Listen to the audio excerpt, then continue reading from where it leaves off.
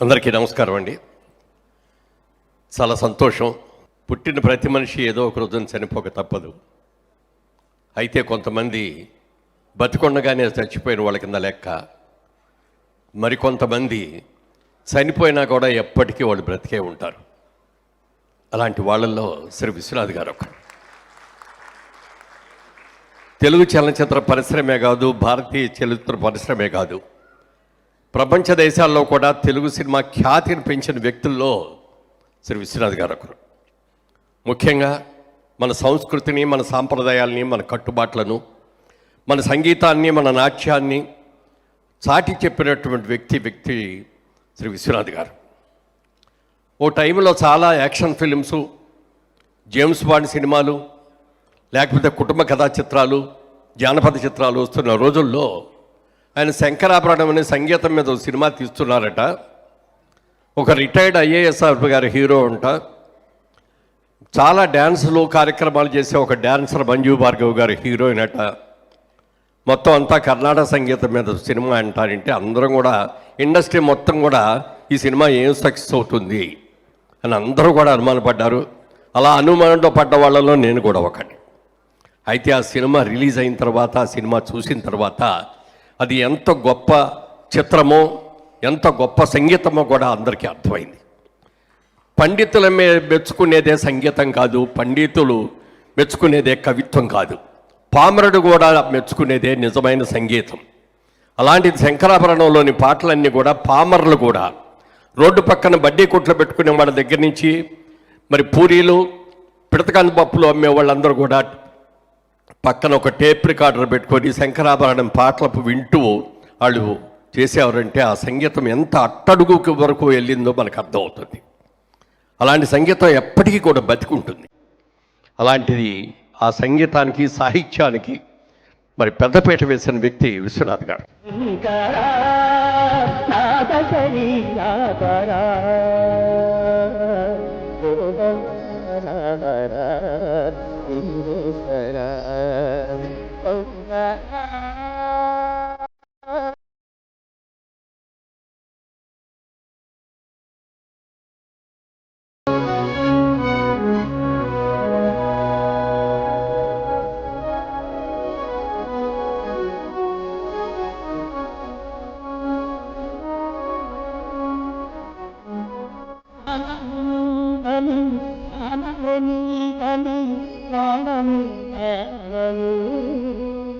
ప్రతి ఆర్టిస్ట్ కూడా ఆయన సినిమాల్లో నటించాలని కోరుకుంటాం.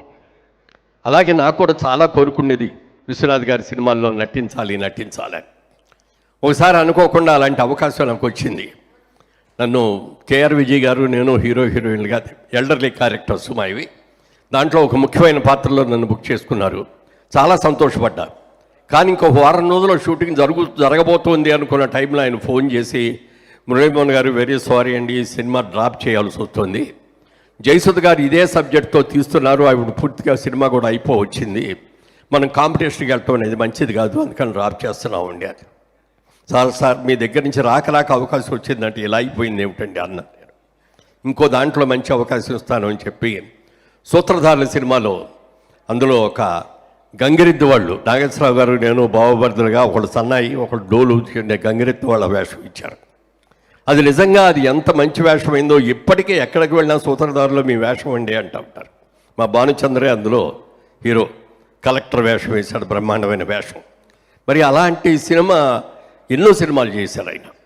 అని మహానుభావుడైనా మరి చాలామంది అందరూ బాగుండాలి, అందులో నేను ఒకడు ఉండాలి అనే వాళ్ళల్లో విశ్వనాథ్ గారు ఒకరు. ఆయన డైరెక్షన్ చేసేటప్పుడు చూశాను, చాలా తీక్షణంగా నేను పరిశీలించాను. ప్రతి క్యారెక్టర్నే కూడా ఆయన సీను ఆయనే యాక్ట్ చేసి అక్కడన్నీ చూస్తూ కెమెరా వాళ్ళు లైటింగ్ చేసే లోపల చేసేవారు. ఒకరోజు నేను అన్నా, ఏమంటే అన్ని క్యారెక్టర్లు అద్భుతంగా చేస్తున్నారు కదా, మీరు ఎందుకు సినిమాల్లో యాక్ట్ చేయకూడదు, మీరు ఎప్పుడు దర్శకుడిగానే ఉంటారు ఏమిటండి అంటే, మేమందరూ కూడా కెమెరా వెనకుండే వాళ్ళం వినయ్యా, కెమెరా ముందు మేము పనికిరామన్నారు. లేదు సార్ మీరు బాగుంటారు చేయండి సార్ అని అంటే చూద్దాంలే అన్నారు తప్ప ఆ రోజున అనుకోలేదు. అలాగే ప్రతి వ్యక్తిని కూడా మెచ్చుకోవటం ఆయనకి గొప్ప విషయం. ఆయన ఒకసారి నంది అవార్డ్స్ ఫంక్షన్ జరుగుతుంది, దాంట్లో ఆయనకి ఉత్తమ చిత్రంగా అవార్డు వచ్చింది. మన నారాయణమూర్తి గారు తీసిన సినిమా నీ పాదంకి ఏదో పుట్టు వచ్చా అనేమో ఒక పాట, దానికి ఉత్తమ పాటగా దక్కాల్సి వచ్చింది. ఆ అవార్డ్స్ పుచ్చుకోగానే విశ్వనాథ్ గారికి ఆయన్ని పిలిచి, ఏదో ఆ పాట ఒకసారి పాడబోయా, నీ పాదం మీద పుట్టుమచ్చ అన్న మాటే చాలా అద్భుతంగా ఉంది అని అంటే ఆయన పాట పాడి వినిపించారు. చాలా బాగుందయ్యా అని ఆ స్టేజ్ మీద ఆయన ఎంతో మెచ్చుకున్న వ్యక్తి. అలా ఎవరు ఏది చేసినా చిన్న పెద్ద అని అనకుండా మంచి అన్నదాన్ని చక్కగా పొగిడి మంచి అభినందించి ఆశీర్వదించేవారు. అలాంటి మహానుభావుడు ఎప్పటికీ బ్రతికే ఉంటాడు. మనందరి హృదయాల్లోనూ ఆయన గూడు కట్టుకొని ఉంటారు. వారి ఆత్మకు శాంతి కలగాలని వారి కుటుంబ సభ్యులకి అందరూ కూడా నా ప్రగాఢ సానుభూతిని తెలియజేస్తున్నాను. Thank you.